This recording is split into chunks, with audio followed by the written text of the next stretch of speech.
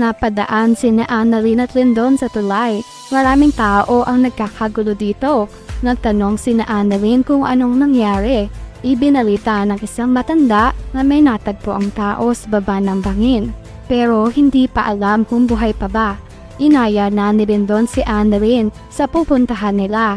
Pero nung marinig ni Annalyn na paakyat na ang patawan na binuhat ng mga tao, ay inantay niya ito.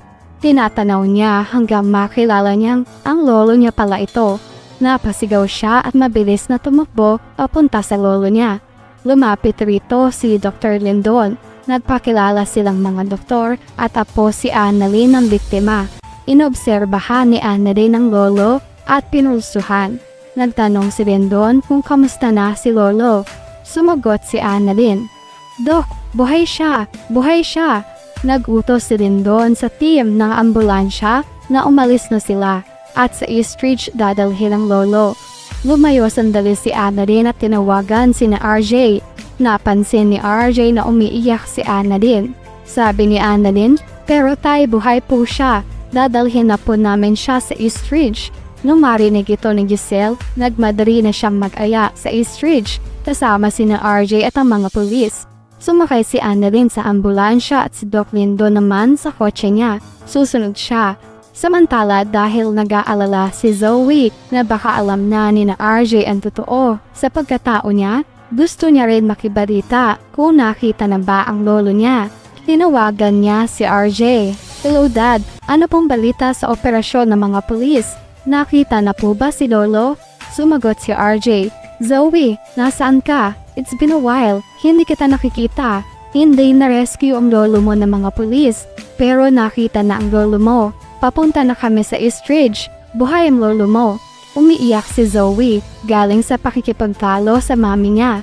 Napasagot siyang, "Oh my God, buhay si lolo." Napatingin siya sa mami niya habang sinasabi niya ito. Nung ibaba na ang tawag ay si Carlos naman ang gustong tawagan ni Zoe para makasiguro at mabantayan nito ang kalagayan ng lolo. Mag-aabang rin si Carlos sakaling magkamalay si Lolo Pepe. Nagtataka si Moira at galit na galit kay Zoe. "Zoe, ano ba to? Akala ko patay na ang lolo mo. Bakit buhay pa siya ngayon?" Sumagot si Zoe, "Mataas ang bangin na pinaghulugan ni lolo, kaya inisip kong hindi siya mabubuhay doon." Sabi ni Moira, "Ano ba yan Zoe? Bakit hindi mo sinisigurado? Ano, makakasurvive pa ba ang lolo mo?" Hindi makasagot si Zoe. "Zoe, ano, mabubuhay ba siya? Di ba doktor ka?" Sumagot si Zoe, "Hindi ko alam, pero base sa assessment ko, hindi siya pwedeng mag-survive sa surgical table. He has a very not extreme chance of survival." Nagagalit si Moira, pero ang sabi niya, "Sige, kailangan natin makibalita sa kalagayan ng lolo mo, kung mabubuhay ba siya o hindi. Mukhang wala naman silang alam tungkol sa pagkatao mo. Magpunta tayo sa East Ridge para makasigurado tayong hindi mabubuhay ang lolo mo." "Anong gagawin niyo, ma'am?" Nakatingin ng masama si Moira sa kanya. "Wala akong gagawin, makikiusyoso lang tayo." Samantala, dinala na si Lolo Pepe sa emergency ng East Ridge. Naghihintay na rito si Carlos. Pinag-uusapan ni na Annalyn at Carlos ang gagawin kay Lolo Pepe. Nagtatalo sila tungkol sa procedure na dapat nilang gawin para sa ikaliligtas ng lolo niya. Alam ni Carlos na maliligtas si Don Pepe sa procedure na sinasabi ni Annalyn, kaya nagsabi siya ng iba pa. Napansin rin doon ang pagtatalo ng dalawa. Maya-maya ay dumating na rin sina RJ at Giselle.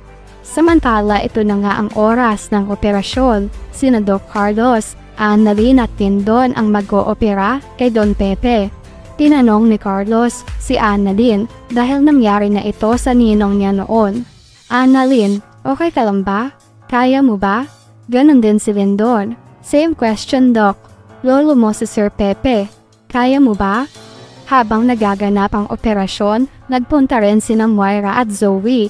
Naglukas loob sila dahil wala pa naman balita sa kanila na alam na ni Giselle ang totoo. Nabalitaan ni Giselle at RJ na dumating sina Moira. Sinugod ni RJ si Moira. Hinawakan niya ang braso ni Moira at pinapaamin. "Walang hiya ka, Moira. Umamin ka. Kasabot mo si Balahadjano." Inaawat ni Zoe si RJ sa pananakit kay Moira. Galit na galit rin si Giselle. Ang kapal na mukha mong magpakita rito. Wala kang kasing sama. Ipapahuli ka namin sa pulis. Nagmamaang-maanga naman si Moira. Wala akong alam sa sinasabi nyo. Andito ako dahil nabalitaan kong dito dinala si Papa. Andito ako para damayan kayo. Sabi ni Giselle. Talaga ba? Andito ka para makibalita kung patay na ba si Papa? Well, para sabihin ko sa'yo, sa oras na magkamalay si Papa, sasabihin niya kung sino ang mastermind ng pangingidnap sa kanya. Makukulong ka sa kulungan habang buhay. Nagbanta rin si RJ. Sa oras na mapatunayan namin kasabwat ka ni Balahadja, sa kulungan ka pupulutin. Samantala sa patuloy na operasyon, nilaksan ni Annalyn ang loob niya. Sabi niya sa sarili niya, kailangan kong maging matapang para sa Yolo. Lalabanan ko kung anuman yung takot na nararamdaman ko dahil hindi ka matutulad kay Ninong Cromwell. Samantalang si Carlos, nakakunot ang noo, ayaw niyang mabuhay si Don Pepe. Hindi siya dapat mabuhay dahil alam na ni Don Pepe ang sikreto nila. Alam ni Lolo Pepe na siya ang tunay na ama ni Zoe. Sabi niya sa sarili niya, Don Pepe, patawad. Hindi ka dapat nadadamay dito. Pero nakasalalay sa buhay mo ang kinabukasan ng anak kong si Zoe. Kapag malaman ng lahat na hindi siya tunay na anak ni RJ, masisira na siya. At kapag malaman ito ni Diners, masisira na ang pagtitiwala niya sa akin. Baka tuluyan na kaming maghiwalay. Hindi ko hahayaan na mangyari yon. Kailangan mo nang magpahinga Don Pepe dahil matanda ka na. At yan ang mga pakakaabangan natin sa abot kamay na pangarap.